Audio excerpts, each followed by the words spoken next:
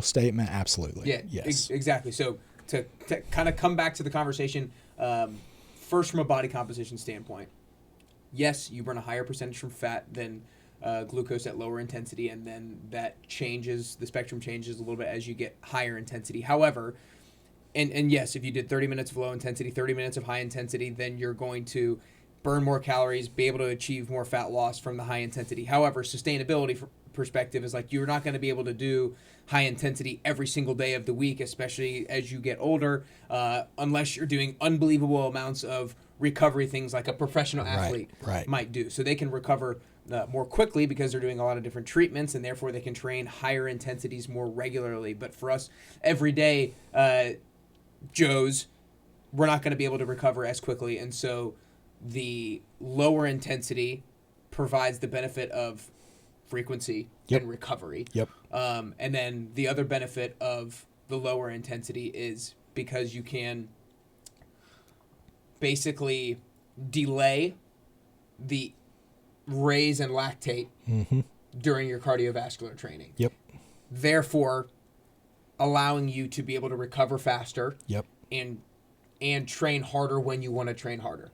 Is that exactly? So, probably the easiest way to think about it is that if you start off running a 12-minute mile to stay under your first lactate threshold, but you continue to train that, well, in 6 months, you might be running a 9-minute mile. But you're still able to do that super frequently, and so you're burning more calories as a result of that because you're running faster. Totally. And so just one more thing to say on that, to make it hopefully numerical and hopefully understandable and graspable, is like if you do maybe this 12-minute mile to begin with, and let's say your heart rate is 150 beats per minute, like towards the end of it, then you do a 9-minute mile and your heart rate's the same, 150 beats per minute, then that would be an indication that you will reach your first lactate threshold and therefore your second lactate threshold a little bit later in the game.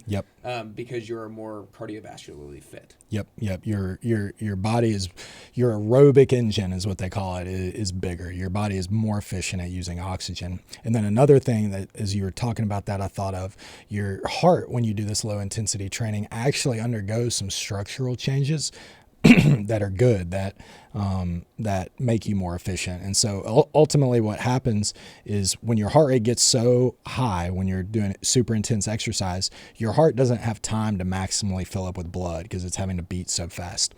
But when we're talking zone 2, or depending on how you define it, if we're talking training just below your first lactate threshold, your heart has time to maximally eccentrically stretch to fill up with blood. So if that we talk about eccentric and concentric contractions with weightlifting, well, it's important here with cardiovascular training too.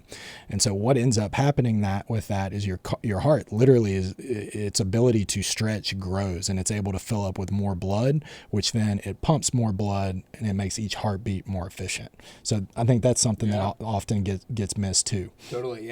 So from a performance standpoint, that's one of the benefits as well. One of the things that I had not mentioned is, defining this zone 2, defining this low intensity training, what that actually means. Easy ways to think about it would be a conversational pace. So you're doing a power walk or a light jog where you could hold a conversation with somebody. You might not want to, but you could. Another easy way that some people say is 180 minus your age with your beats per minute. But the technical zone 2 definition is below your first lactate threshold. Below your first lactate threshold. And the technical definition of your first lactate threshold can differ, but the way they usually define it in the science when we're talking testing actual lactate with your blood is when you get your first discernible raise over your baseline lactate, which is usually about 2 millimoles. Okay.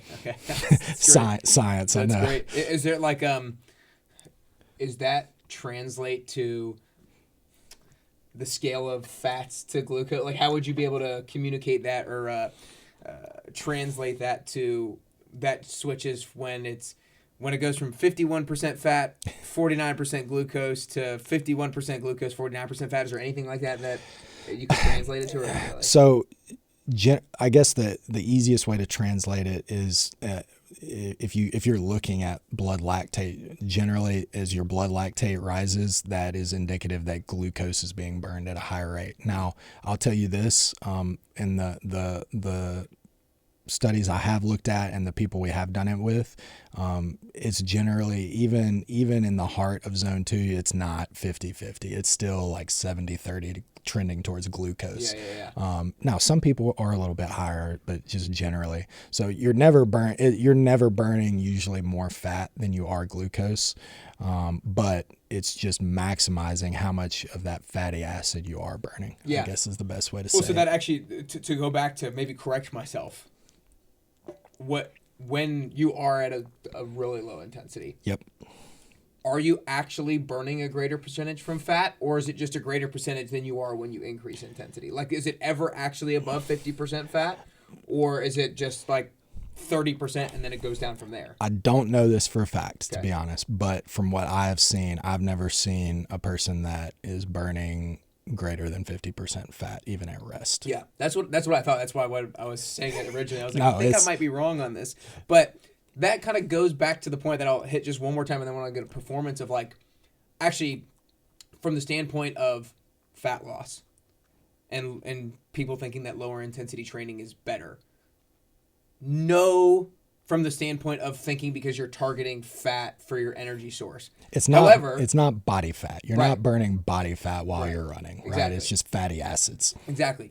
However, like, I think that for a lot of my clientele, more of it should be lower intensity because of the sustainability of it, the recovery of it, it's less intimidating to go do. And so my vote for low intensity is because of that reason, rather than because you're burning body fat and you're burning your belly fat. And so I want to don't think I'm crapping at low intensity. We use it with our patients for a reason. I don't like people to think they're doing something that they're not. You know what I mean? Exactly. I want them to know what they're doing. Totally.